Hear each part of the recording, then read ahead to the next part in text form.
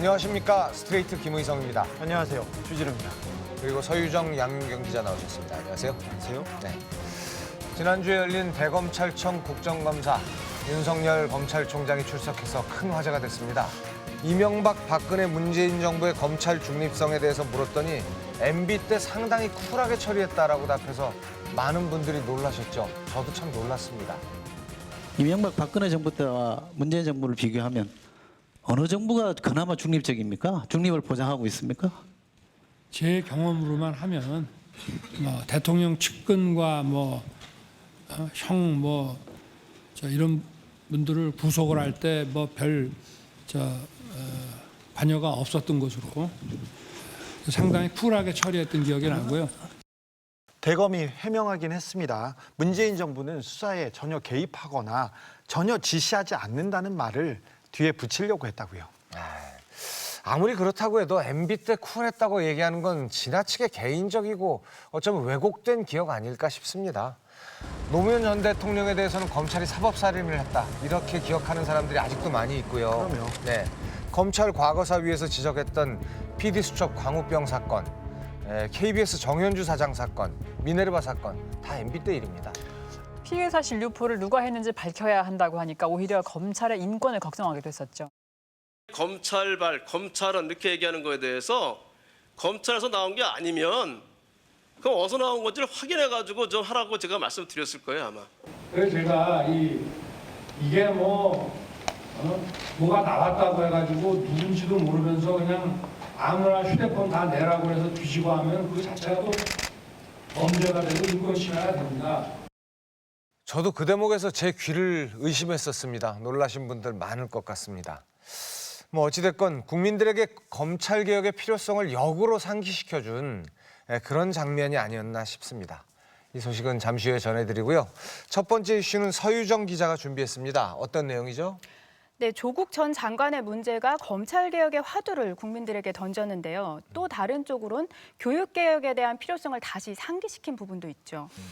이 문제가 아이들의 미래, 우리의 미래하고도 관련이 있습니다. 우리의 공정사회로 가는 첫걸음이기도 하고요. 그 미래를 얘기하시니까 과거에는 이 교육이 뭔가 현실을 타파하고 미래로 향하는 문을 여는 그런 기회로 작용할 때가 있었는데 지금은 오히려 이 교육이 그 기회를 박탈하는 벽이 되고 있다, 이런 느낌을 갖는 분들이 많은 것 같습니다. 사다리를 걷어찼다, 이렇게도 얘기하고요. 네, 현재 대학에 가는 방법은 크게 두 가지가 있습니다. 시험을 쳐서 가는 정시가 있고요. 또 수시가 있는데요. 수시 중에서도 학생부 종합전형, 줄여서 학종이라고 하는데 이게 요즘 뜨거운 감자로 떠오르고 있죠. 학종이 문제예요, 학종이. 학종이라고 하면 무슨 상을 받았다, 이 학생은 뭘 잘한다, 어떤 논문을 썼다, 이런 거를 기록하게 돼 있는 건데 이 학종이 부모의 능력, 재력에 따라 결정됩니다. 컨설턴트를 누구를 쓰느냐에 따라 좌우됩니다. 그렇습니다. 제가 서울 한 고등학교의 실제 학생생활 기록부를 한부 확인해 봤는데요. 보시면 교과 항목을 비롯해서 수상 경력, 또 독서 활동, 자율 활동, 세부 특기 사항 같은 항목들을 다 기재하게 돼 있습니다. 공부도 잘하면서 이렇게 여러 항목들을 충실히 채운다는 게 사실 굉장히 어려운 일이거든요. 힘들겠죠. 네, 개천에서 용난다는 말은 전설이 돼버린 시대입니다. 학종이 만들어낸 요지경 세상을 취재했습니다. 서울 목동의 한 대입 컨설팅 업체 설명회. 고교생은 물론 중학생 자녀를 둔 학부모들까지 자리를 가득 채웠습니다. 적어도 저희랑 함께된 친구들은 걱정이 별로 없어요. 다 이미 준비되어 있습니다. 준비돼 있다는 컨텐츠는 과연 뭘까? 학종, 즉 대입 학생부 종합전형에 대비한 자료를 빠짐없이 만들어준다는 뜻입니다. 학교에서 열리는 각종 대회의 탐구 보고서부터 스마트폰 앱 개발, 특허 출원까지 학생 생활 기록부에 올라가는 모든 내용을 원하는 대로 채워줄 수 있다고 홍보합니다. 동생이 배정이 됩니다. 앱 같은 것도 준비해 줄 수가 있고 독서 기록장 작성하고 토론 면접까지 방어할 수 있도록 다 하고 있습니다. 이렇게 스펙이라는 걸 잘 갖춰놓으면 내신 성적이 조금 낮아도 최상위권 대학에 붙을 수 있다고 자랑합니다. 지금 어디 갔을까요? 지금 3등 학생이 대략 서성한 쪽으로 각도 지원할 수 있습니다. 자, 어디 갔을까요? 이렇게 친구는 서울대 가시겠습니다. 귀가 솔깃해지는 진학 실적. 비결은 막강한 강사진이라고 업체는 말합니다. 국영수 등 고교 기본 과목은 물론 수의학, 유전공학, 교육학, 심리학 등 전문 분야까지 강사들이 포진해 있다는 겁니다. 과학탐구대회 관련 요청이 있으면 자연과학 전공 강사가 투입되고 독서 감상문이 필요하면 인문계 출신 강사가 모든 것을 대행하는 식입니다. 학생이 강사들을 직접 만날 필요도 없습니다. 원격으로 IT 기술이 워낙 발달하다 보니까 꼭 무조건 만나는 필요 없는 거예요. 앱이나 발명품을 만들어 특허를 내기도 하지만 학생들은 손끝 하나 대지 않습니다. 외주 개발이라고 해서 이제 외부에 있는 그런 개발해주는 업체에다가 앱 개발을 요청을 하죠. 그러면 그 개발 업체에서 그에 맞는 앱을 개발해서 이제 학생들한테 송부를 하면 학생들이 이제 학교에 제출하거나 아니면 생기부에 올리는 거죠. 스트레이트가 제보를 받은 입시 컨설팅 업체와 강사진, 학부모의 비밀 단체 대화방. 학부모가 독서 감상문 과제를 요청하자 감상문 양식에 맞춰 작성한 문장을 입력해 보내주면 되냐는 답이 올라오고 또 다른 선생님에게는 학생 4명의 발명대회 작품과 소논문을 만들어 보내달라는 요구 등이 대수롭지 않게 오갑니다. 이 컨설팅 업체에서는 치과치료 보조기구도 만들었다고 합니다. 한 고교생의 소논문 경진대회용 출품작으로 쓰인 발명품입니다. 컨설팅 업체의 시간 강사인 치의학과 대학생이 만든 겁니다. 각각 항목에 맞는 스펙을 대신 쌓아주는 건데 보통 시간 강사 선생님들의 그런 전공이 되게 다양해요. 스카이캐슬은 어떻게 보면은 좀 되게 한 명을 밀착해서 여러 명이 관리해주는 시스템이라고 보면 되는데 거기는 이제 학생들이 워낙 많다 보니까 선생님 여러 명에서 여러 명의 과제를 해주는 시스템이에요. 마치 배달 음식을 주문해 받아 먹는 것 같은 스펙 만들기. 얼마나 쉽게 이뤄지는 걸까? 스트레이트는 인문계 고등학교 1학년의 동의를 얻어 실제 생활기록부와 성적표 등을 컨설팅 업체에 제출한 뒤 상담을 받아봤습니다. 몇 번 이상 독서 리스트를 준비를 해야 돼요. 저희랑 함께 할 수 있다고 한다면 저희가 이거 리스트를 제공해 줄 수가 있어요. 요약본 정도 저희가 제공이 가능해요. 컨설팅 비용은 1회에 30만 원. 하지만 12회 이용권을 끊으면 300만 원으로 할인을 해줍니다. 비용을 송금하자 단 5분 만에 단체 대화방이 만들어집니다. 학부모와 원장, 부원장, 담임 강사 등 7명으로 구성된 비밀방인데 정작 학생은 없습니다. 일단 학교에서 제시한 책 목록을 보내며 수행평가용 독서 감상문을 급히 요청했습니다. 의뢰한 지 하루도 채 지나지 않아 200쪽 분량의 책에 대한 개요가 도착했고 학생을 상대로 이튿날 수업을 하겠다는 메시지가 왔습니다. 얼굴도 모르는 선생님과 이뤄진 전화 수업. 책을 읽어봤나요? 아니요. 네, 일단은 책을 안 읽고 쓸 거예요. 나도 안 읽었어요. 자신도 책을 안 읽었다는 강사는 학생에게 뭔가 인터넷 검색을 지시하더니 갑자기 말을 바꿉니다. 여기는 살짝 검색을 해보고 아니다. 이 부분은 내가 쓰는 게 나을 것 같아요. 내가 쓸게요. 이거. 영빈은 최근 사례 조사 이것도 그냥 놔둬요. 당초 1시간 반 길이로 약속된 수업. 그러나 책 내용에 대한 언급은 거의 없었고 그마저도 30분 만에 수업을 끝낸 강사는 학생에게 감상문 초안을 보내라고 재촉합니다. 너무 완벽하게 쓰려고 하지 말아요. 시간이 되게 너무 오래 걸려요. 내가 첨삭을 하고 수정을 할 수 있는 수준 정도로만 써주고 빨리 주면 빨리 줄수록 좋아요, 나는. 시간이 없어 초안 작성을 못하겠다고 하자 강사는 불과 몇 시간 뒤 완성된 독서 감상문을 보내왔습니다. 2,000자 분량의 독서 감상문에는 학생이 책을 선택한 이유, 학생의 장래 희망 등 학생 본인이 쓴 것처럼 적혀 있습니다. 이렇게 만들어진 결과물은 수행평가에 반영되고 실적은 그대로 생활기록부에 올라가 대학 입시에 활용됩니다. 어이가 없고 이제 컨설팅을 안 받고 엄청 열심히 노력해서 하는 사람이 열심히 노력도 안 하고 그 컨설팅 업체에 부탁을 해서 그냥 노력 안 하고도 좋은 대학을 가는 아이들한테 진다고 생각을 하면은 너무 가슴이 아프고 억울할 것 같아요. 돈만 있으면 다 되는구나 이런 사고방식을 갖지 않을까? 컨설팅을 받은 학생들 때문에 이제 다른 학생들이 피해를 보진 않을까? 일종의 약간 생태계 교란이라고 생각을 했어요. 약간 교육계 생태계 교란?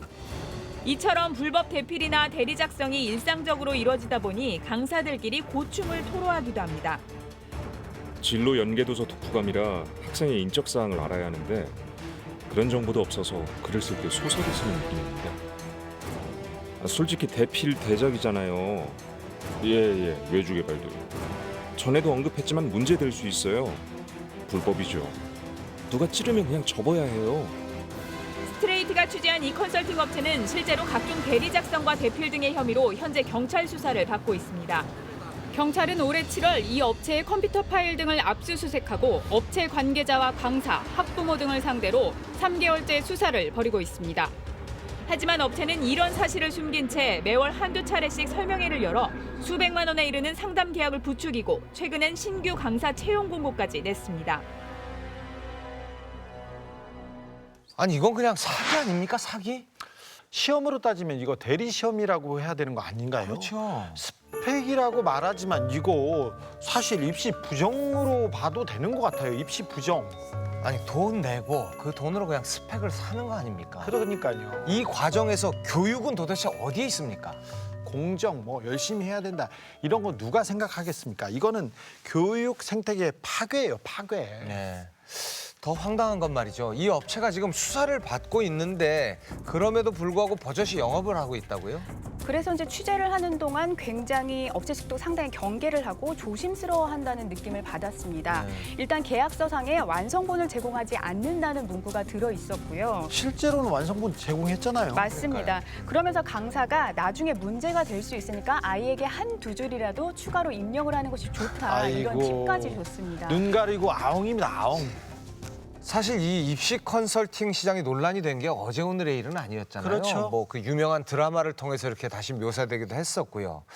그런데 돈만 들인다고 다 되는 건 또 아니지 않습니까? 맞습니다. 지난주에는 서울대 이병천 교수를 비롯해 자기 자녀나 지인 자녀를 논문의 공동 저자로 등재해서 대학 입시에 활용했던 교수들이 적발돼서 충격을 줬었는데요. 이 정도는 정말 빙산의 일각이었습니다.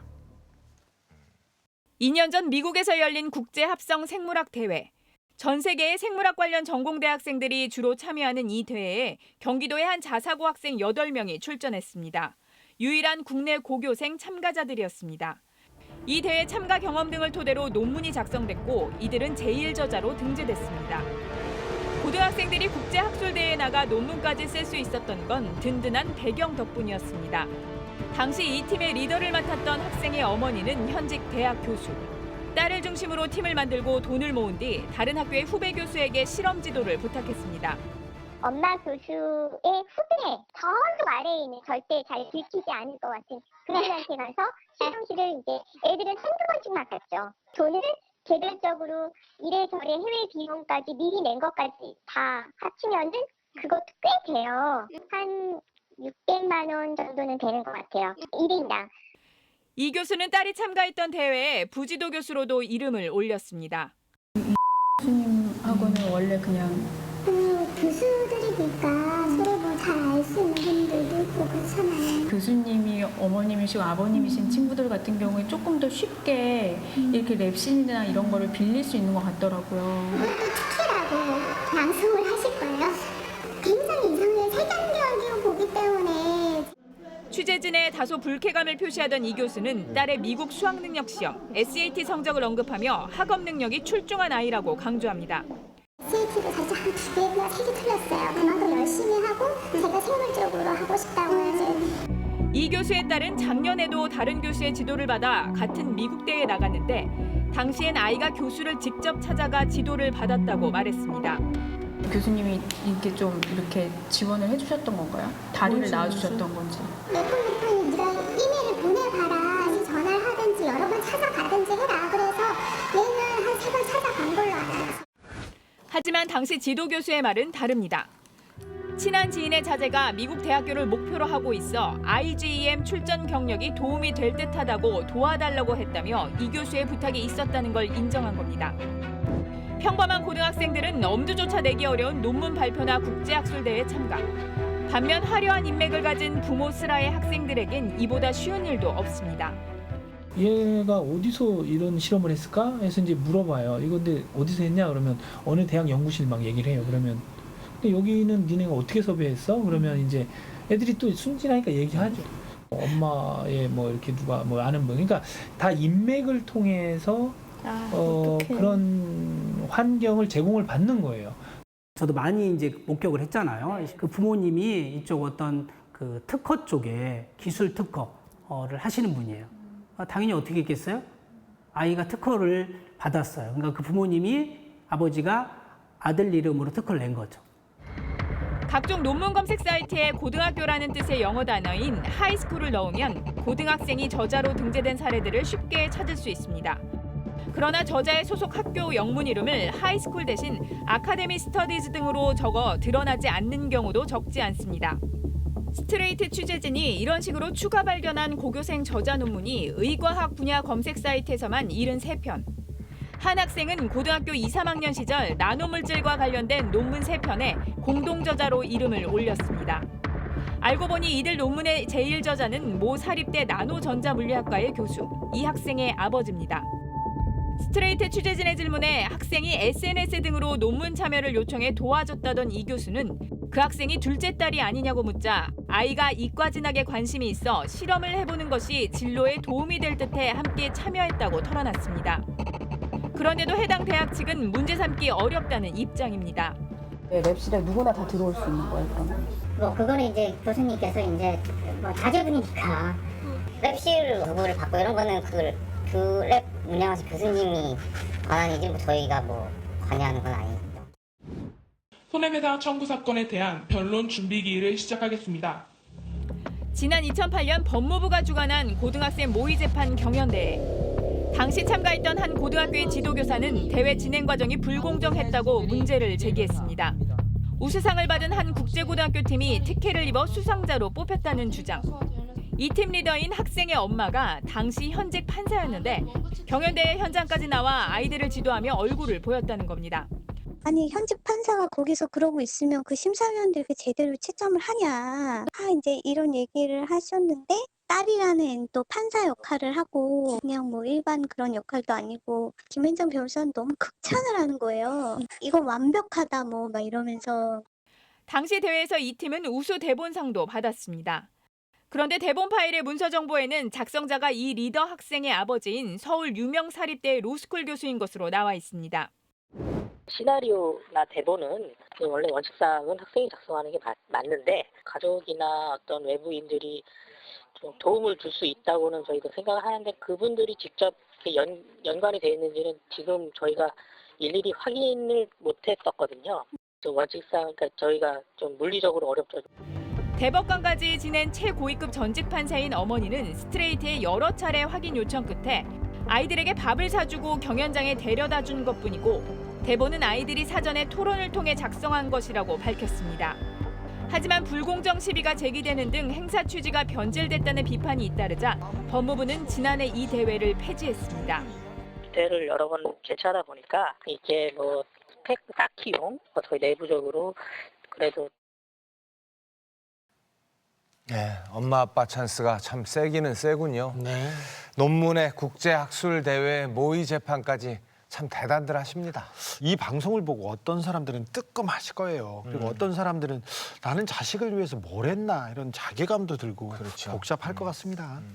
네, 제가 만난 교수들은 하나같이 자신들의 자녀가 뛰어나서 충분히 할 수 있었던 일이다. 특혜는 없었다. 이렇게 강조를 했었거든요. 네.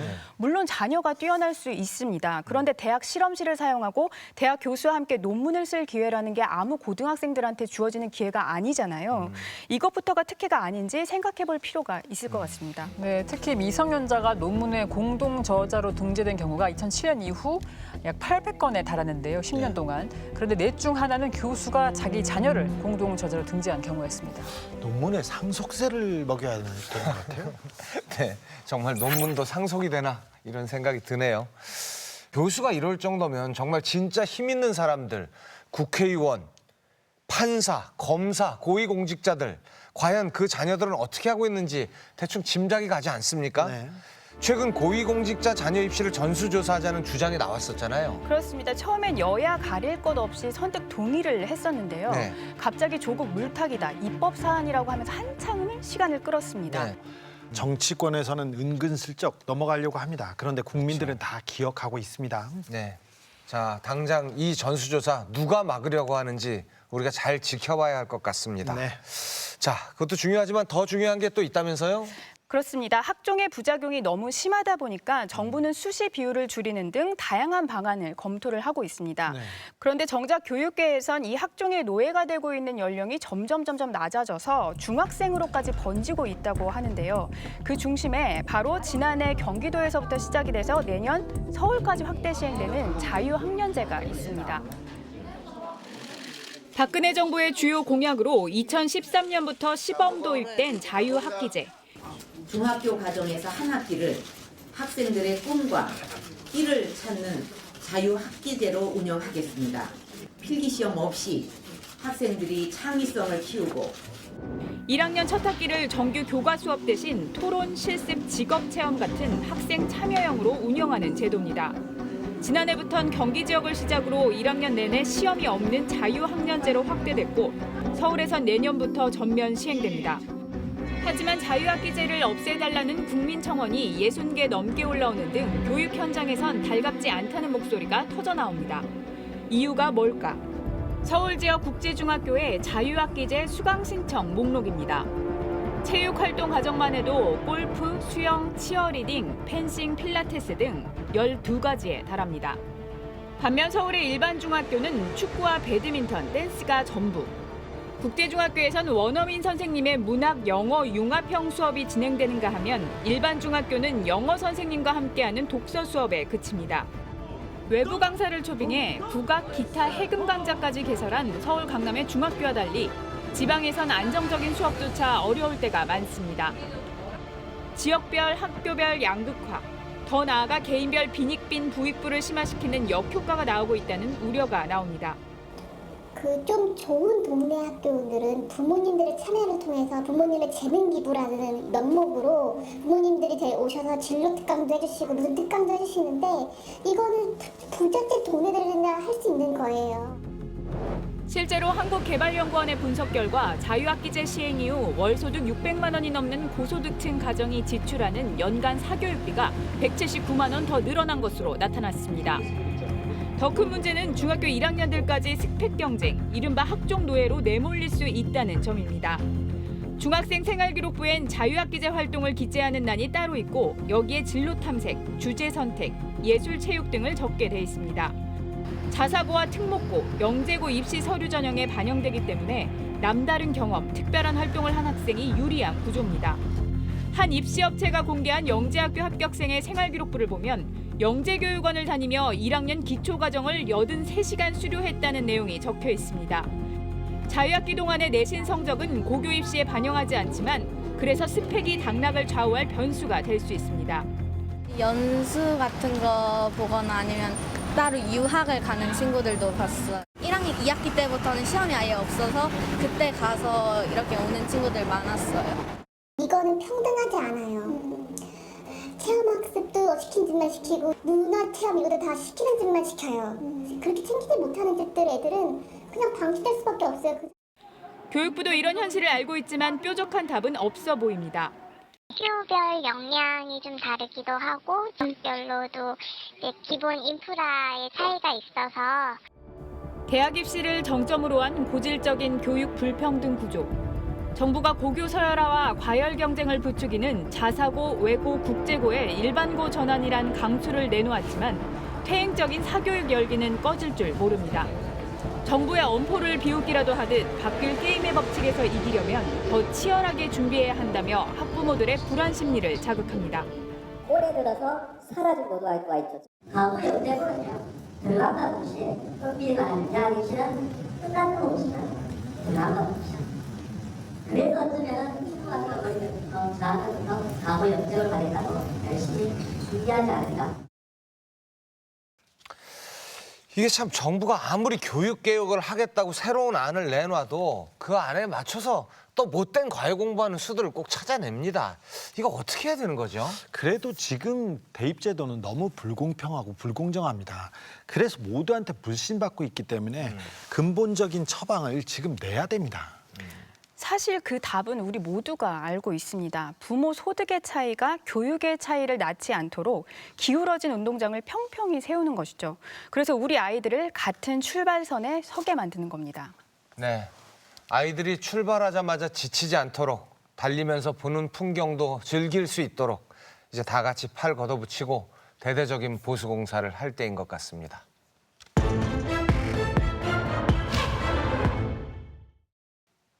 자, 두 번째 이슈인 검찰개혁, 양윤경 기자 준비하셨죠?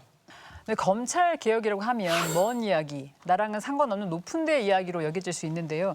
사실 이건 시민 한 명 한 명과 직결되는 문제입니다. 지금도 수많은 사람들이 검찰 수사를 받고 있으니까요. 네. 만약 검사가 뭔가 약점이 있다. 그리고 그 누군가가 이를 외부에 폭로하겠다고 협박한다면 검찰 내부에서 어떤 일이 벌어질까요? 아니 몰라서 하는 소리죠. 검사를 어떻게 협박해요? 어찌됐건 뭐 어떤 사건이건 검찰에서는 법과 원칙에 따라 공정하게 수사하지 않겠습니까? 글쎄요. 제가 만난 제보자의 경험은 전혀 달랐습니다.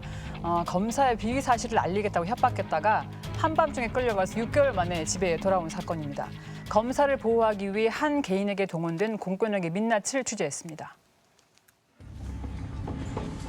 2017년 어느 날 밤 10시 누군가 차를 빼달라며 38살 이모 씨의 집 대문을 두드렸습니다. 문이 열리자 집 안으로 들이닥친 사람들은 형사들이었습니다. 현행범을 체포한다. 이렇게 이제 말씀을 하시면서 수갑을 먼저 채웠고요. 형사들은 이 씨의 휴대전화를 빼앗고 집안을 이잡듯 뒤졌습니다. 다 뒤졌습니다. 이래서 100가지 있다라고 하면 다 뒤지더라고요. 침대 매트리스까지 드러내고 또 그릇 뭐 다 뒤지더라고요. 영장 없는 압수수색과 긴급 체포. 경찰에 끌려간 이 씨는 그 뒤 한 달 동안 세상에서 사라졌습니다. 체포된 이 씨의 혐의는 협박. 사생활 문제를 폭로하겠다며 여러 차례 협박 문자를 보냈다고 피해자 측에서 신고한 겁니다. 이 씨를 긴급 체포한 경찰들은 인천경찰청 광역수사대, 주로 조직범죄나 마약사범과 같은 강력범죄를 다루는 광역수사대가 협박 사건의 전면에 나선 겁니다. 단순히 협박 사건 같은 애는 저희 같은 애는 경찰서로 안내를 해요. 광역수사대에서 수사를 안 한다니까요. 게다가 출동한 팀장은 집에 있다 전화를 받고 다시 경찰서로 불려 나왔습니다. 누가 신고하러 왔다 그래갖고 저를 찾는데요. 그래가지고 누구세요? 그 통화를 했더니 이만저만해서 왔다 그래갖고 제가 집에 있다가 운전해서 다시 사무실에 왔어요. 일개 협박범을 잡는데 강력범죄 전담팀 1개 반이 몽땅 투입됐습니다. 강수적 한 반에 5명이죠. 단장님 포함해서 5명. 상대방이 당한 거죠. 더 놀라운 건 속전속결로 이루어진 이 씨의 긴급 체포 과정입니다. 협박 피해 신고자의 진술이 시작된 건 밤 9시 40분쯤, 끝난 건 자정이었습니다. 그런데 피해 진술이 시작된 지 20여 분쯤 후인 밤 10시에 집에 있던 이 씨가 체포됐습니다. 경찰이 이 씨의 집까지 가는데 걸리는 시간을 고려하면 피해 진술이 시작되기도 전에 경찰이 출동했다는 얘기입니다. 일반인이 신고했을 땐 도저히 기대할 수 없을 신속하고도 압도적인 수사. 강수대에서 그 사람 집까지 걸리는 시간이 있는데 조사하고 있는 중에 가서 긴급 체포했단 말이에요. 그 얘기는 널 조사받고 있어 오늘 가서 데리고 올게. 그거 지금 그런 상황이 사전에 다 정해져 있다 그 말이죠. 이런 특별 대우가 어떻게 가능했던 걸까? 이 씨에게 협박을 당했다는 피해자는 다름 아닌 검사였습니다. 다시 말해 이 씨는 검사 협박범이었던 겁니다. 이 씨가 경찰서에 잡혀온 뒤엔 더 이해하기 어려운 일들이 이어졌습니다. 협박 문자를 보낸 혐의로 체포된 이 씨에게 경찰은 마약 검사부터 실시했습니다. 마약 검사를 해야 된다고 얘기를 하더라고요. 그래서 제가 왜 마약 검사를 제가 받아야 하나요? 했더니 어차피 구치소 가거나 교도소 가게 되면 다 하는 거다. 보증줄 끼고 할래? 아니면 좀 여기서 그냥 편하게 할래?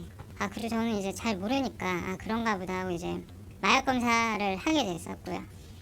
협박과는 전혀 관련 없어 보이는 마약 검사를 위해 소변을 받고 머리카락을 잘라낸 것. 이 씨의 수사 기록입니다. 체포된 바로 다음 날 구속영장이 신청됐습니다. 그런데 수사 기록 어디를 봐도 구속의 근거가 될 피해자의 진술이 없습니다. 진술은커녕 피해자 이름조차 찾을 수 없습니다. 그렇다면 피해자 진술은 누가 한 걸까? 남편이 온 거예요.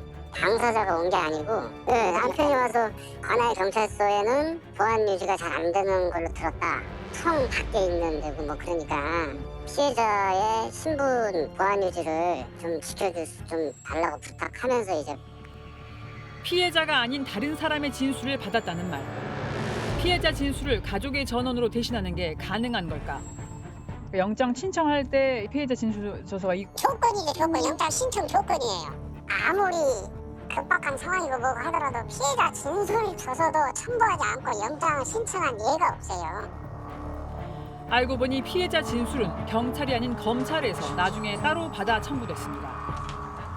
검찰 직원이든 검사든 경찰한테 조사를 받으면 보고를 해야 돼요, 상부에다가. 그런 부분을 오픈을 안 하려고 구속영장 신청할 때는 검찰에서 피해자 여검사 진술을 따로 받아가지고. 이제 남은 건 조용히 수사할 검사에게 사건을 배당하는 것. 통상적인 경우라면 검찰 지휘를 받기 위해 경찰이 맨 처음 찾아가는 건 당직 검사입니다. 취재 결과 그날 당직은 박모 검사. 그런데 수사 기록을 보면 체포부터 영장 신청까지 지휘한 건 당직 검사가 아닌 이모 검사였습니다. 소속은 다름 아닌 강력부, 바로 이 씨를 체포해온 광역수사들을 직접 지휘하며 마약이나 살인을 수사하는 부서입니다. 이 검사는 피해 검사와 같은 부서에서 근무했던 1년 선배 검사였습니다. 즉, 강력부 검사의 지휘 계통인 광역수사들의 특정의 신고가 이루어지고 광역수사대 경찰들은 본인이 아닌 피해 검사 가족의 말만으로 출동해 피해자를 체포한 뒤 피해 검사의 선배인 강력부 검사에게 넘깁니다. 신고 전부터 전 과정이 조율됐다는 의심을 피할 수 없습니다. 하루에 조율이 되지 않으면 절대 그런 지금까지 벌어진 일들이 발생되지 않죠. 한번에 그렇게 발생되지 않습니다. 네, 신고부터 체포, 영장 신청에 검사 배당까지 그야말로 패스트 트랙이네요. 그렇습니다. 광수대가 광속으로. 일반인이 피해자였어도 이렇게 광속으로 처리했을까요? 의문이 듭니다. 혹시 검사가 협박당했다고 다른 검사들이 팔 걷어붙이고 나선 거 아닌가 이런 의심이 드네요. 자, 여기까지만 봐도 놀라운 일이 한두 가지가 아닌데요. 이제 검찰로 송치가 됐습니다. 어떤 일들이 벌어졌죠? 특히 제가 이 사건에서 주목했던 건 검찰이 마음을 먹으면 피의자의 형량을 좌우할 수 있는 게 아닌가 하는 점이었습니다. 아니, 형량을 정하고 선고하는 건 판사 아닙니까? 하지만 애초에 그 방향을 정하고 양의 범위를 정하는 건 검사입니다. 더 나쁜 사람을 만들고 싶으면 만들 수 있는 게 아닌가 싶었는데요. 수사 기록을 보면 이 사람은 가학적 성향이 있다, 선성이 악하다 해서 최대한 오래 가둬둬야 한다는 의도가 읽혔습니다. 체포된 이후 이 씨는 그 누구와 어떤 방식으로도 연락하지 못한 채 세상에서 증발해 버렸습니다. 검찰이 외부와 접촉할 수 있는 수단을 모두 막아놨기 때문입니다. 경찰서에 실종 신고를 하러 갔었대요. 제가 이제 하루아침에 없어지다 보니까, 그리고 제 물건들 다 없어지고 하다 보니까 걱정을 많이 하셨고. 이런 상황조차 이 씨는 알 길이 없었습니다. 네, 저희 아버지가 부산에서 올라오셨어요. 제가 상황이 어떤지 궁금하시니까. 면회가 안 되니까 아버지가 알아보시다 그냥 내려가신 거예요. 근데 그 사실을 저는 몰랐죠. 그 사무실로 우편을 보냈는데 그 다음날 주임교도관이 보낼 수 없다고 그러더라고요. 서신도 지금 금지된 상태다. 손발 다 잘라서 대우하고 있는 거니까. 검찰이 작성한 서류엔 신병이 검찰로 넘겨진 바로 다음 날 이미 면회와 편지가 모두 금지됐다고 돼 있지만 이 씨에겐 제대로 알려주지도 않았다는 겁니다. 이 씨는 20일간 독방 생활을 마친 뒤 재판에 넘겨주고 나서야 면회가 가능해졌습니다. 하지만 이미 이 씨에게 일을 맡겼던 업체들은 연락이 두절된 이 씨를 사기 혐의로 고소하거나 거래를 끊은 뒤였습니다. 시원이랑은 조금 거기는 이제 좀 바꿨다고 그러더라고요. 그리고 지금 곤란한 상황인 것 같아요. 이번에 유치원도 그렇고. 협박을 당했다는 피해자가 검사인 상황. 수사를 맡은 검사는 이 씨가 피해 검사의 이름을 입에 올리지 못하도록 철저히 단속했다고 합니다. 실명을 거론하지 말라. 그거에 대한 압박이 되게 심했었고. 그 검사의 실명? 네. 그래서 설명하다 보면 이렇게 실명이 나올 때가 있거든요. 그럴 때마다 이제 그 타이핑을 멈추고 폭언이 이제 저한테 계속 왔었고. 폭언을 넘어 욕설까지 들어야 했다고 이 씨는 밝혔습니다. 아직도 정신 못 차렸네. 몸이 더 고생을 해봐야 정신 차리지. 뭐 이런 식으로 쌍욕이 폭언이 왔었어요. 수사관과 속기사가 있는데 검사가 이런 욕설을 했다는 걸까? 4차 때는 없었어요. 속기사분은 혼자 앉아 계셨어요. 갑자기 그 속기사분을 잠깐 나가시라 그러더라고요. 저한테 온갖 폭언이 그때부터 또 시작이 된 거예요. 검사가 피의자를 신문할 땐 법적으로 반드시 수사관이나 서기관을 참여시키는 게 의무인데 수사관을 보지 못했다는 겁니다. 이 씨의 4차 조서입니다. 검사가 신문을 끝낸 최종 시각은 오후 2시 45분. 그런데 수사관이 없었다는 이 씨의 기억과 달리 검사 이름 아래 참관한 수사관의 서명과 도장이 선명히 기록돼 있습니다. 검사 역시 수사관 없이 조사한 적이 없다고 펄펄 뜁니다. 대장 없이 단독 조사한 적 한 번도 없습니다. 속기사도 앉아있는데 대장이 안 앉아있다는 건 말이 안 되는 내용. 누구 말이 맞는 걸까? 그날 그 수사관의 검찰청 출입 기록입니다. 낮 12시 31분에 나가면서 찍힌 기록을 끝으로 수사관은 청사에 돌아오지 않았다고 돼 있습니다. 이대로라면 검사는 불법적으로 피의자를 조사한 건 물론 공문서상의 사실관계까지 조작했다는 의심을 피할 수 없습니다. 다른 사람이 들어갈 때 같이 동행해서 들어갈 수도 있고 얼마든지 그럴 가능성이 충분히 있는데 또 조서엔 변호인의 도움을 받을 권리를 알려주고 의사를 확인했다고 돼 있지만 이 씨의 기억은 전혀 달랐습니다. 중간에 이건 좀 아니다 싶어서 변호사 좀 선임을 해달라라고 이제 요구를 했었죠. 변호사님 안 하겠다고 나랑 그렇게 약속을 했는데 그럼에도 불구하고 이렇게 태도를 바꾸는 거는 너 같은 진짜 인간 쓰레기다. 다시 생각해봐라.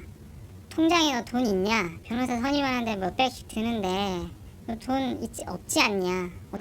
거기다 구속기간을 최대한 연장해놓고 사실상 수사가 끝난 뒤에도 이유 없이 일주일 정도를 더 구치소에 가둬뒀습니다. 이 씨의 수사 기록과 검사의 의견서엔 일반적으로 수사 관련 서류에 잘 등장하지 않는 문구들이 발견됩니다.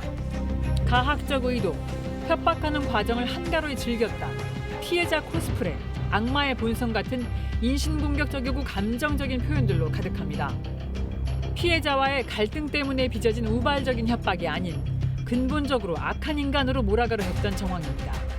넌 원래 태초에 그런 사람이고 제가 어릴 때 부모님 이혼을 했어요. 그래서 그 사실을 가지고 너는 상처가 많은 사람이고 그래서 너는 그 모든 나쁜 감정들을 쏟아 부어서 그렇게 이제 상을 만든 거다.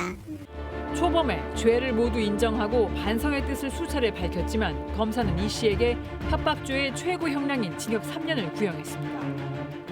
이 사건이 이렇게 빨리 오기까지 다 판을 짠 거다.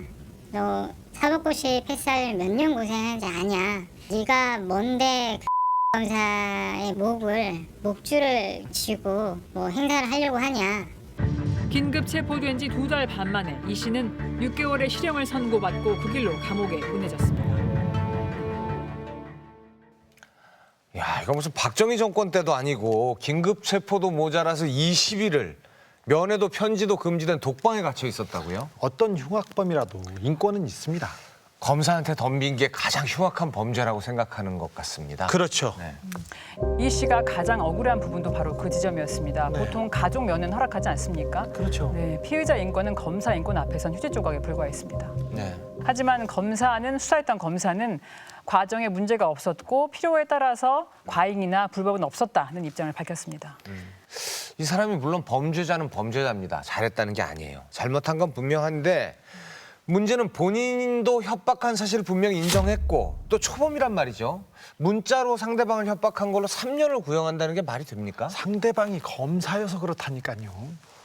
아니 징역 3년, 굉장한 중형을 구형한 건데요. 도대체 어떤 범죄를 저지르면 이 정도 구형이 떨어집니까? 제가 한번 찾아봤는데 최동욱 전 검찰총장의 뒷조사에 관여한 혐의를 받았던 남재준 전 국정원장 그리고 세월호 특조위를 방해한 혐의를 받았던 조윤선 전 문체부 장관 이분들이 3년을 구형받았고 아니 우리 상식의 눈으로 봐도 이 죄의 경중이 엄청나게 차이가 나는데 검찰은 그냥 똑같이 3년을 구형을 했어요. 이 사건과 정확히 대비되는 사건이 있습니다. 바로 검사가 피의자인 성폭력 사건이 있었는데 사표를 내는 걸로 끝났고 나와가지고는 변호사로 취직까지 했습니다. 네, 정말 제 식구는 노골적으로 챙기면서 일반인에게는 가혹한 검찰의 두 얼굴, 그 민낯 참 보기가 부끄럽습니다. 검사가 법과 원칙에 따라 수사해서 진실을 밝힌다고 하지만 사실은 검사가 진실을 만들 수 있는 게 아닌가 합니다. 보신 것처럼 사소한 범죄로 흉악범을 만들기도 하지만 수사를 안 함으로써 무죄를 만들어내기도 합니다. 타워 크레인의 거대한 팔이 공사 중인 건물 꼭대기를 덮쳤습니다. 부러진 크레인의 윗부분이 건물 쪽으로 쓰러지면서 운전석에 있던 김모 씨가 꼭대기층 바닥에 추락해 그대로 숨졌습니다. 노동자의 목숨을 앗아간 사건. 하지만 산 기업은 살아야 한다는 듯 곧바로 로비가 시작됐습니다. 사고 원인 조사를 맡은 공무원들을 책임지고 관리하라는 지시. 노동부를 상대로 로비를 하라는 그런 지시를 받았습니다. 현장 소장이 저한테 지시를 할 때 사업적 과실이 없도록 돈이 얼마가 들더라도 그 노동부는 책임지고 막아라. 다른 부분들은 다른 데서 또 조치를 할 거다. 그렇게 지시를 했습니다. 그 말씀을 하신 현장 소장은 대우건설. 예, 대우건설 부장입니다. 사고 사후 대우건설의 상황 보고서입니다. 노동부를 관리할 담당자로 제보자 윤 씨의 이름이 적혀 있습니다. 사고 조사기관인 산업안전공단을 도맡을 직원도 따로 정해져 있습니다. 건설사의 책임을 줄이기 위한 이른바 로비 리스트라는 게 윤 씨의 설명. 경찰 관리는 대우건설 퇴직자가 맡는다고 돼 있습니다. 현장 소장이 갑자기 돈 200만 원을 갖다 주라고 지시를 합니다. 경찰 로비스트가 200만 원을 요구를 했는데 경찰한테 이제 전달 잘 됐는지 확인을 하고 보고를 해라. 그래서 현금으로 차에서 들고 인천의 광역수사대까지 가서 그 로비스트한테 전달을 해주고 전달 잘 됐다는 결과를 전화로 통보받고 그리고 복귀를 했었고요. 노동자의 사망이 대우건설의 책임이냐 아니냐를 가를 가장 중요한 기준은 타워 크레인의 결함이 있었는지 여부. 기계의 결함은 건설사가 책임져야 할 중대한 과실이기 때문입니다. 노동부가 작성한 사고 조사 보고서입니다. 기계 결함 때문에 사고가 났다고 보긴 어렵다고 돼 있습니다. 근거는 목격자가 사고가 날 낌새가 없었다고 했기 때문이라고 적혀 있습니다. 반대로 운전자 과실에 대해선 사망한 운전자가 레버를 잘못 건드렸을 가능성이 있다며 굵은 글씨와 밑줄로 강조해뒀습니다. 이렇게 판단한 별다른 근거도 없습니다.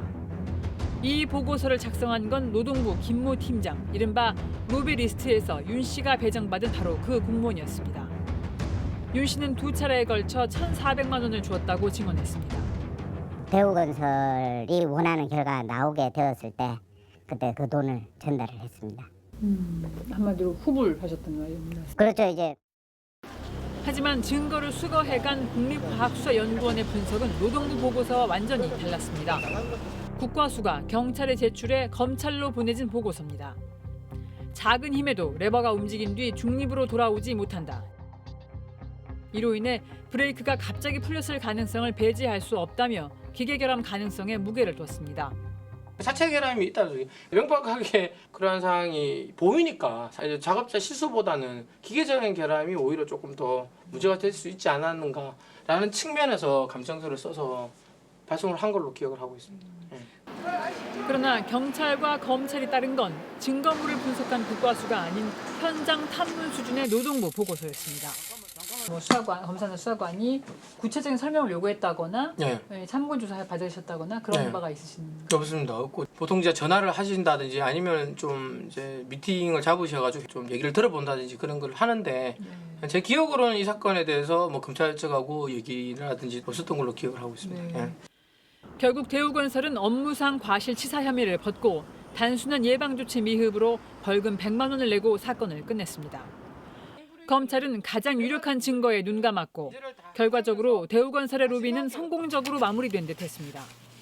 그런데 2년 뒤 로비에 가담했던 윤 씨가 검찰청을 찾았습니다. 크레인 붕괴 사고 직후 사건을 무마하기 위한 로비가 있었다. 즉 당시 검찰 수사도 잘못됐다고 고발한 겁니다. 윤 씨는 이와 함께 사건 관계자들의 대화 녹취도 제출했습니다. 대우건설 직원들이 동원된 회사 차원의 조직적인 로비였다는 정황이 담긴 증거였습니다. 어디다가 이제 포커스를 맞출 거냐. 노동부에서는 포커스가 결국 망자한테 갈 거 아니에요. 우리하고 그렇게 얘기가 됐으니까. 그러니까 망자한테가 이제 정리게 되면 이제 대우가 얼마나 나올지 모르고. 대우로 그때 무혐의를 뺀다 그랬는데. 타워크레인 사고 났을 때 경무관님 만나가지고 이제 도움 요청하고.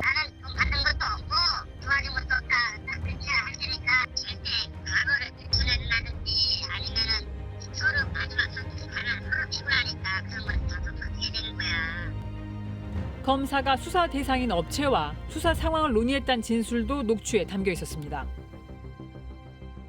검사하고 세 번을 내가 통화했거든. 검사가 전화 왔더라고. 좀 도와주시오. 이제 그랬지. 빨리 하는 걸로 하자 해가지고 산업 안전은 따로 분리하고 검사치사상 그렇게 분리하고 해서 따로따로 하는 걸로 해서 하나씩 해나간다고. 보통 검사 1명이 총괄하는 수사를 검사 2명이 따로 지휘하면서 수사는 속전속결로 진행됐습니다. 굉장히 좀 특이한 상황이죠. 네. 저도 산업사고 많이 해봤지만 이제 담당 검사가 그렇게 나누어져 있는 경우는 보통의 경우는 한 사람이 보통 같이 검사를 하는 게 맞는 거죠. 그게 맞겠죠. 왜냐하면 두 개 다 봐야 되니까. 네, 같이 동시에 봐야 돼. 이른바 로비리스트가 대우건설 사내 이메일로 보고됐다는 내부 고발에도 검찰은 압수수색조차 하지 않았습니다. 그러면서 윤 씨가 로비의 책임자로 지목한 현장 소장에 대해 검찰은 끝까지 부인한다는 이유로 무혐의 처리했습니다. 대질신문을 했는데 현장 소장은 저는 그렇게 한 사실도 없고 그 경찰 로비스트가 누군지도 모릅니다. 200만 원 갖다 주라고 지시한 적도 없고 뭐 이 정도 답변에서 그냥 끝이 났습니다. 대신 검찰은 회사에서 시키는 대로 따랐다고 일관되게 진술했던 제보자 윤 씨의 단독 범행으로 사실상 결론 내렸습니다. 국과수의 감시 결과를 외면하고 로비의 결과물로 의심되는 보고서로 사건을 종결했던 검찰의 최초 수사 역시 들춰지는 일 없이 다시 어둠 속에 묻혔습니다. 아니 저 이상한 점이 한두 가지가 아닙니다. 국과수 보고서를 무시하는가 하면은 녹취록까지 갖다 줬는데도 수사를 안 했어요. 그렇습니다. 단순 실수로 보기 어렵습니다. 당시 수사 책임자가 송경호 검사님인데 이분이 꼼꼼하기로 유명한 분입니다. 이명박 정부 때 광우병 촛불이 있었지 않습니까? 네. 그때 PD 수첩을 탈탈 털다가 무리하게 기소했다가 나중에 뭐 창피를 당했죠. 이후에 박근혜 정부 때도 승승장구하다가 현 정권 들어서 서울중앙지검 3차장에 오릅니다. 이분이 조국 전 장관 가족 수사를 진두지휘하신 분입니다. 검찰은 대우건설 차원의 로비가 있었다는 단서가 없다. 그래서 수사하기가 어려웠다고 밝혔습니다. 하지만 애초 타워크레인 붕괴 사고 당시에 결과적으로 대우건설에 면죄부를 준 검찰의 잘못된 수사, 그걸 덮고 넘어가려 한 게 아닌가라고 저는 의심할 수밖에 없습니다. 네. 사실 우리는 지난 2달간 검찰이 맘만 먹으면 얼마나 깊이, 얼마나 집요하게 수사할 수 있는지 피부로 느꼈었는데요. 이런 경우는 또 하기 싫으면 얼마든지 안 할 수 있다는 걸 보여주는 그런 대표적인 사례네요. 네. 사람에 충성하지 않는다. 사람에 충성하지 않기 때문에 한때 사람들이 너무나 멋있는 말이라고 칭송했던 현 검찰총장의 말입니다. 그런데 검찰의 그 충성의 대상이 검찰 조직 그 자신이라면 국민들은 무서움을 느끼지 않을 수 없습니다. 진실과 정의의 편에 서는 국민의 검찰로 돌아오라. 지금 국민들은 준엄하게 명령하고 있습니다. 끈질긴 추적 저널리즘 탐사기획 스트레이트. 저희는 다음 시간에 찾아뵙겠습니다. 태어나 산다는데 어떤 의미를 두고 계시나요? 때로는 사막에 내던져진 것 같은 그런 느낌이 드시나요? 좋은 이야기가 있어도 만들어지지 않는다는 것, 좋은 이야기에 대한 신념이 무너지는 순간이 찾아오기도 하나요? 선배를 찾으려고 하는 사람과 복수를 하려고 하는 사람, 결국엔 모두가 집을 떠나면서 시작하게 되는 그런 이야기. 단순한 영웅은 사람들을 대신해 제물로 바쳐져 죽음을 맞고. 책임 있는 양 당사자를 모시고 우리에게 아직도 아물지 않은 상처 남아 토론의 진행을 맡게 된